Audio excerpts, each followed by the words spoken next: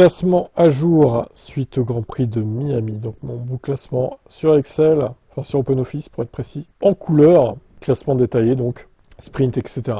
Alors à noter pour l'instant le meilleur des sprinters, c'est égalité Piastri-Hamilton. Mais Hamilton serait devant vu qu'il a une victoire. Le championnat du sprint, incroyable. Hein.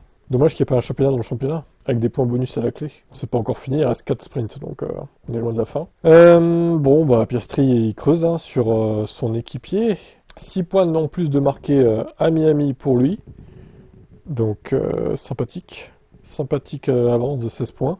Verstappen est relégué à 32 points derrière. Seulement 12 points marqués pour Max à Miami. Sa peina au sprint n'a pas aidé non plus. Russell, donc, il est 4ème avec 93 points. 38 points derrière les McLaren.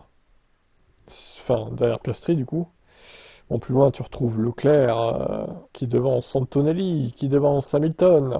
À noter que Lewis a marqué 4 points de plus que Leclerc à Miami grâce au sprint. Mais bon, c'est pas suffisant hein, pour éventuellement jouer un championnat. Ferrari, ils ont trop de retard. Hein. Qu'est-ce que tu veux faire? C'est fini, quoi. D'ailleurs, on retrouve Albon qui a marqué 10 points. Il aurait pu en marquer plus au sprint, mais malheureusement pour lui, il a été pénalisé. Donc il est 8ème au classement devant Ocon. Il y en a encore un qui a marqué des points ce week-end, c'est Stroll. 4 points marqués au sprint. 14-0 face à Fernando Alonso. C'est incroyable. L'humiliation est totale pour Fernando. Ensuite, tu retrouves Tsunoda, Gasly, Sainz, Hülkenberg, Biermann, les deux Vécarbes, Hadjar devant Lawson, qui lui-même n'a pas de points, tout comme Douane, Bortoleto et Alonso, donc le 0 pointé toujours pour l'Espagnol. Classement constructeur. Nous avons McLaren largement en tête, ils ont marqué 58 points ce week-end à Miami. On a Mercedes qui est deuxième, 105 points de retard, bon, autant dire que il n'y a pas trop de suspense au constructeur, hein, je pense que là c'est fait. Red Bull et Ferrari d'ailleurs ont marqué le même nombre de points à Miami, toujours 11 points d'écart.